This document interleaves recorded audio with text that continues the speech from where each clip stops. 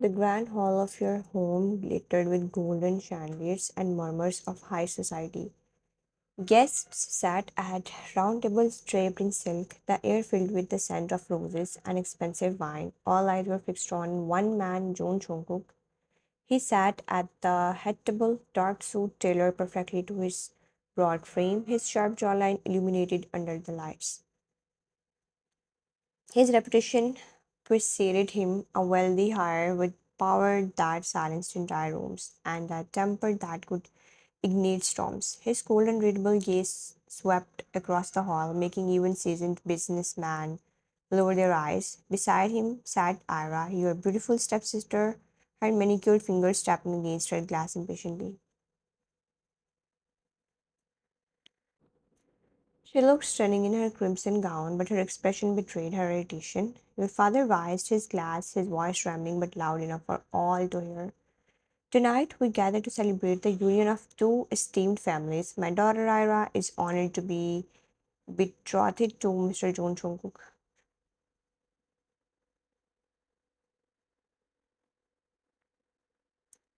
The hall erupted in polite applause. Jungkook didn't smile. He simply lifted his glass, his eyes briefly flickering to Ira with the faintest trace of expectation. But Ira suddenly stood up. The applause died instantly. I'm sorry, but I cannot do this. Gasps filled the hall.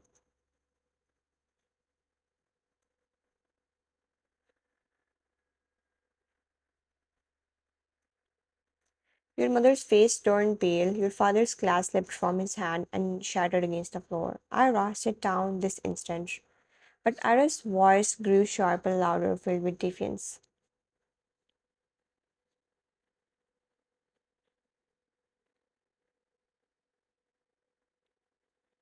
I will not marry a man with a reputation for breaking things and people when his anger takes over. I will not waste my youth in fear. He may be rich, handsome, powerful, but refuse to chain myself to a man who cannot control himself. The words cut through the air like blades. Chuguk's jaw tightened, his knuckles widening around the stem of his glass.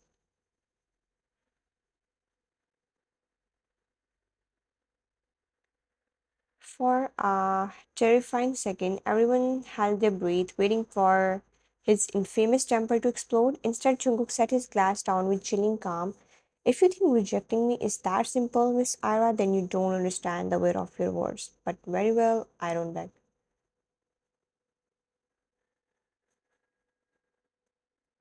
His voice was low, deep, every syllable laced with restrained menace. Ira faltered for just a moment, but lifted her chin, determined to walk away. The hall fell into chaos, guests whispering, elders shaking their heads, your father trying desperately to salvage the family's honor. Mother leaned close to you, her nails digging into your wrist as she hissed in a panic. Wine, you must do this. If Chunguk leaves here humiliated, our family will be destroyed. Do you understand? Your chest tightened, but you couldn't speak. You hadn't spoken a word in years. Your damaged throat made sure of that.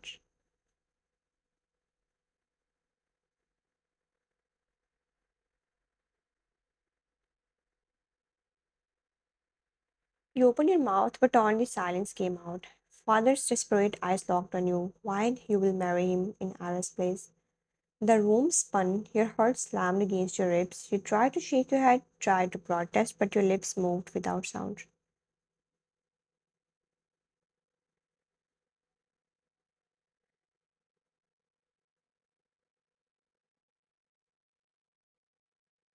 You were mute, powerless, your voice stolen years ago when an untreated illness scared your vocal cords. Surgery could help, but it was far beyond what your family could afford. And so, without a single word of protest, you were being handed over like a lamb to a wolf. Chunguk's gaze shifted to you then, finally acknowledging your presence.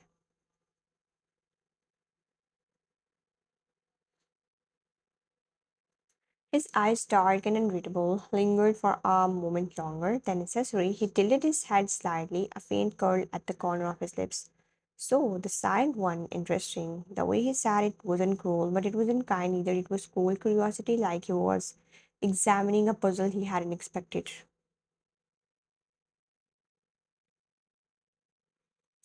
And just like that, your fate was sealed. The wedding hall was heavy with tension, though it was decorated like a dream. White roses cascading from silver vases, candles flickering in long crystal holders, music played softly in the background, yet you felt none of it. Your veil brushed against your cheeks as you walked slowly toward the altar, each step feeling heavier than the last.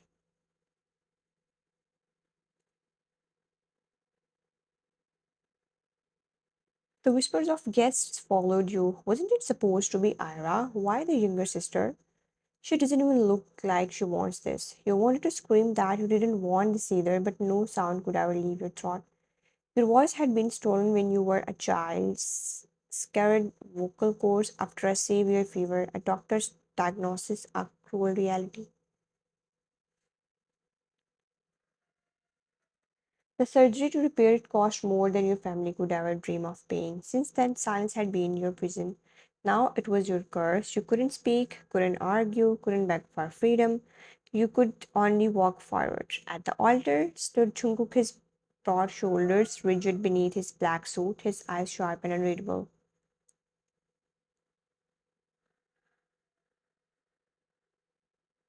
His cold beauty was undeniable. Every woman in the hall secretly envied you. Yet they didn't know the truth. When you stopped beside him, he finally looked at you. His dark eyes lingered on your both heads, then flicked back to the priest as though you were nothing more than a formality. The vows were spoken, the rings exchanged.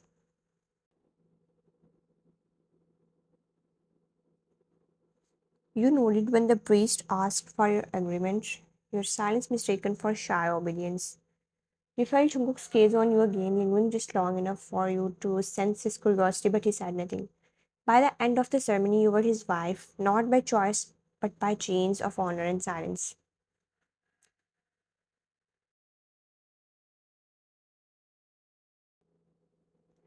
The wedding night arrived. The grand bedroom of Jungkook's mansion was lavish, velvet curtains, polished marble floors, golden lamps glowing dimly. Yet, despite the beauty, your chest tightened with dread. You sat on the edge of the bed, hands trembling in your lap, waiting.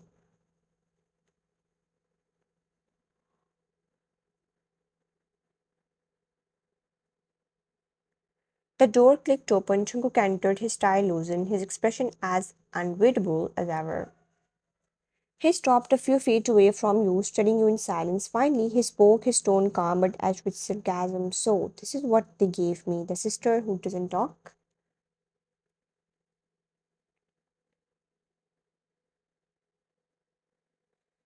Your fingers clenched the fabric of your dress, but you couldn't respond. You lowered your head, wishing desperately you couldn't explain, wishing you had a voice to tell him you were not arrogant, that you were not silent out of choice. Jungkook scoffed faintly, moving past you to pour himself a drink.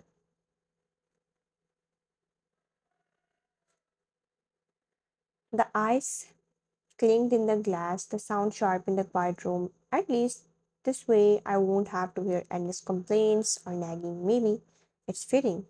His words were not loud, but they parried straight into your heart. You felt them burn, each one a reminder that you were nothing more than a replacement bride, a mute shadow of the sister he was meant to marry.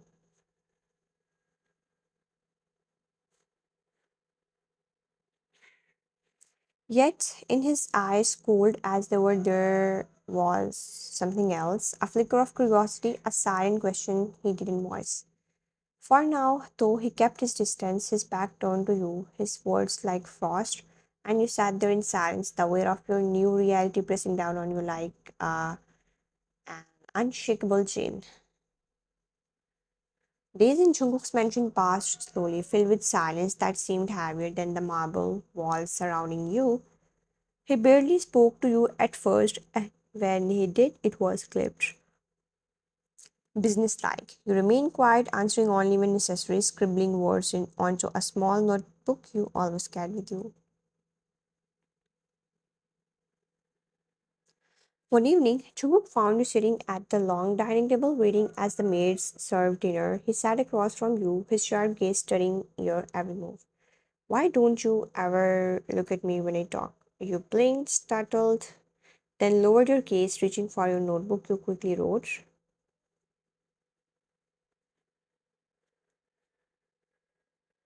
I thought it would be disrespectful. He slid the paper toward him hesitantly. Jungkook leaned back in his chair, reading your careful handwriting. His lips twitched in something almost like amusement. Disrespectful, or are you just afraid of me? Your hand trembled slightly as you scribbled again. Both.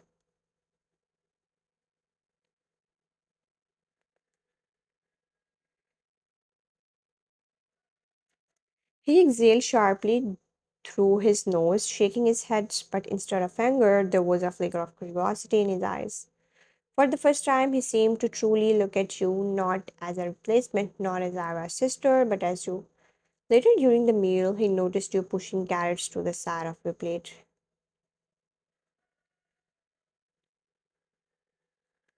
You don't like carrots? You hesitated, then scribbled. They taste bitter. He smiled faintly, leaning back in his chair.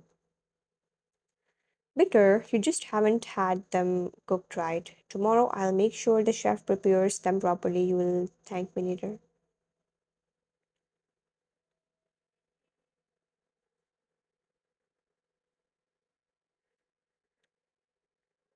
You tilted your head, amused, and wrote quickly, what if I still don't like them? His milk widened into something softer. Then I'll eat them for you, happy. For the first time, you almost laughed silently, and his gaze lingered on you a little longer than usual.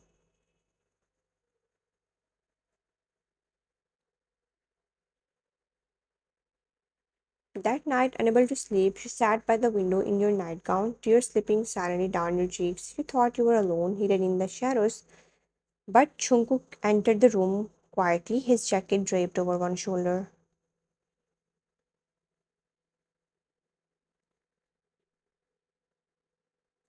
He stopped at the sight of you, your delicate frame hunched, your notebook clutched against your chest, your tears glistening in the moonlight. Something in his chest tightened. Why are you crying? You jumped, hastily wiping your face.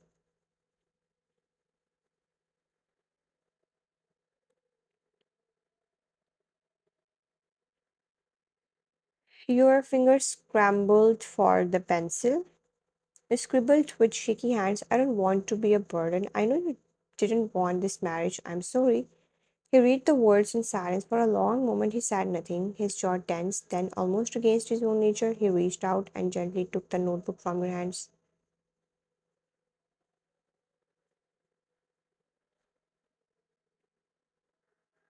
You are not a burden. His voice was softer than you had ever heard it. Low and steady, you blinked at him, your heart pounding. He turned his gaze away quickly, as if ashamed of what he had just admitted, and muttered, just stop crying, I don't like it.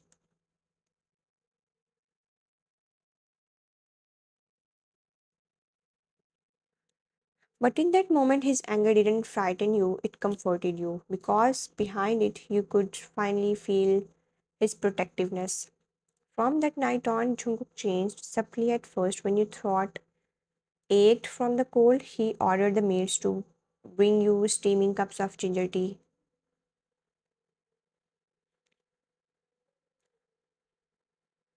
When he noticed your notebook running out of pages, a new stack of notebooks appeared on your desk one morning. He dropped a heavy book onto the table in front of you. It's a beginner's guide to sign language. If you're going to answer me, you should at least make it easier for both of us.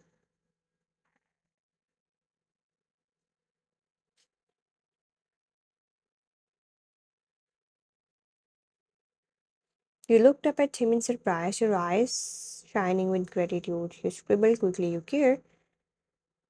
He paused, then coughed awkwardly, pretending to be uninterested. Don't push your luck, silent one.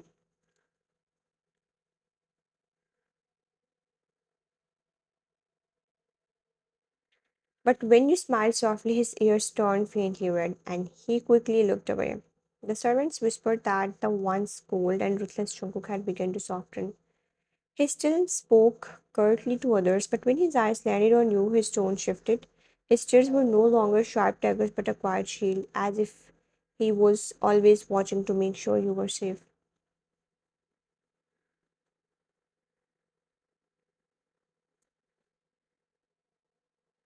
One rainy afternoon, he found you gazing out the window, your notebook open in your lap. What are you writing now? You turn the page toward him. Rain makes me feel calm, like the world is crying for me. He froze, reading your words carefully. His voice, when it came, was low and quiet.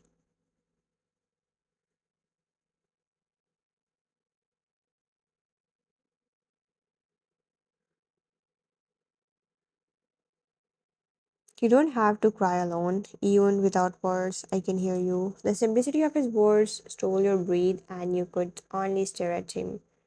Your heart trembling in your chest at a business dinner not long after a guest scoffed about your muteness.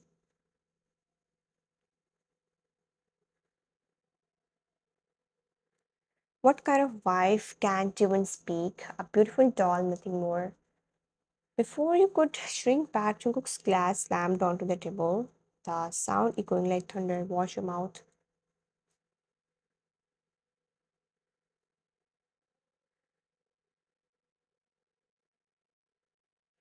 The entire room froze. Jungkook's case could have shattered stone. The guest paled, stammering apologizes, while Jungkook leaned back in his chair, his arm casually resting on the back of yours. She may not speak but with words, but she speaks with more honesty than any of you in this room.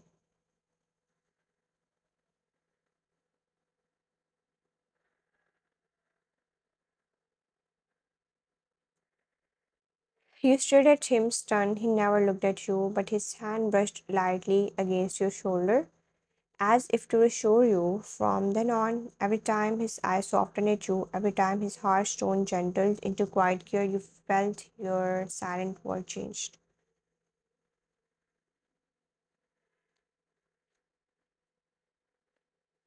Jungkook was no longer the cold stranger you had been forced to bury. Slowly, painfully, he was becoming your protector. It happened at a charity gala. You stood quietly at Jungkook's side, holding a small notebook, smiling politely at strangers who whispered behind their champagne glasses. One smudged businessman leaned too close, smirking.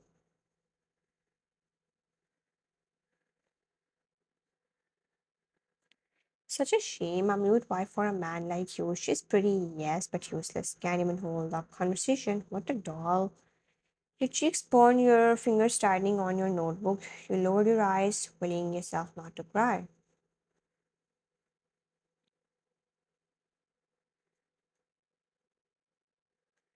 But before you could move, Chungkook's fist slammed against the table with a crack. The music faltered and the hall fell silent. Say that again. The guest froze, stammering. Chungkook rose to his full height, towering his voice like ice.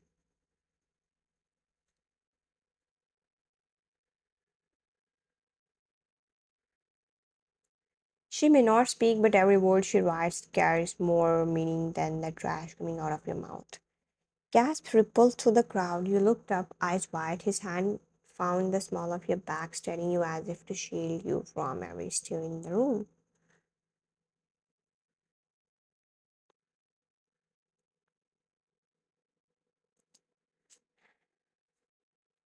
Ignore them, they don't deserve your attention. You're just tired and tears pricking your eyes, not from humiliation, but because for the first time he didn't just tolerate you, he protected you. That night he didn't go to his study as usual.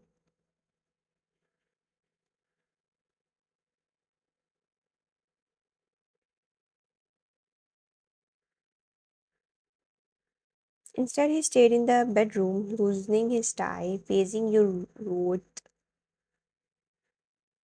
hesitantly on your notebook. You didn't have to defend me. He read it, his jaw tightening. Don't say that. I'll defend what's mine.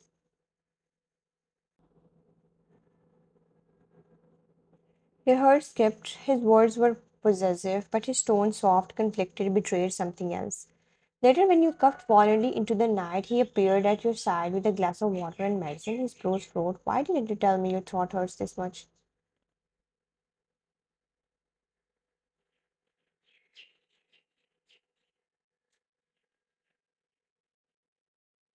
You scribbled quickly, avoiding his gaze. You don't need to worry. I don't want to trouble you. His hand still on the medicine box. You think you are a trouble to me?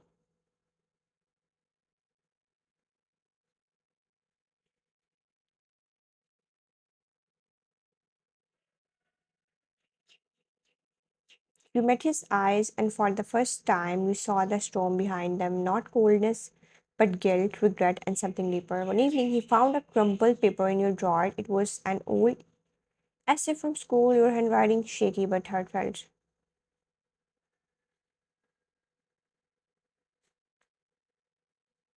One day, I want to be a teacher. I want to speak in front of a class and make children smile, but dreams don't come true when your voice is broken. You froze when he placed the paper in front of you at dinner. You wanted to teach. You nodded slowly, shame heating your cheeks.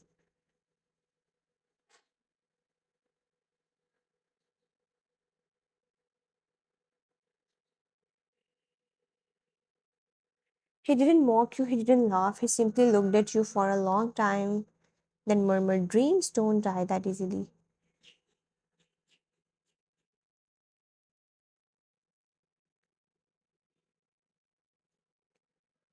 The surgery had been terrifying, the recovery even more painful, but after months of therapy and endless patience, your voice had finally returned. Fragile at first, a whisper more than a word, but enough to change your word, enough to make Jungkook's eyes light up in a way you had never seen before.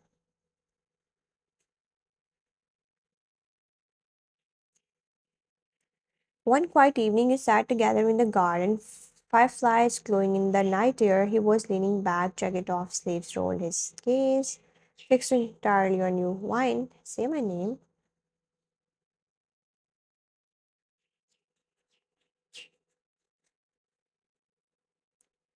Your heart fluttered. It felt strange, foreign to form sounds again, but you took a breath, lips trembling as you whispered, "Jungkook." His eyes widened instantly, the mask of coolness shattering into pure boyish wonder. He leaned forward as if he hadn't heard it clearly. Again, you blushed, lowering your gaze, but obeyed. Jungkook, this time his lips curved into a smile so genuine, so bright, you thought your chest would burst. He laughed under his breath, shaking his head in disbelief.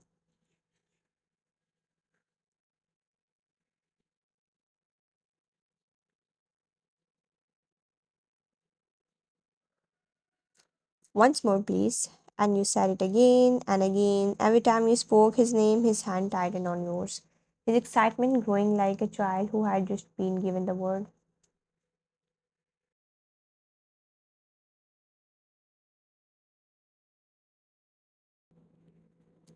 "Do you know how long I have waited for this? To hear you call me, to hear you say my name." Your throat still ached, your voice still fragile, but you gave it to him.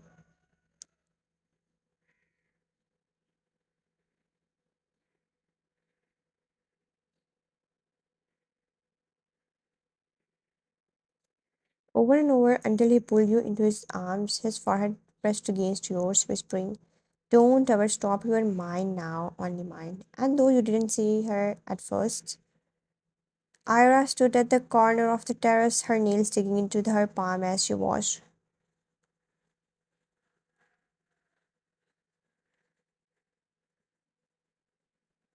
Her eyes burned with envy because she had once rejected him, and now here he was, utterly consumed by you. Her jealousy was sharp, bitter, but powerless because it was no longer her story, it was yours.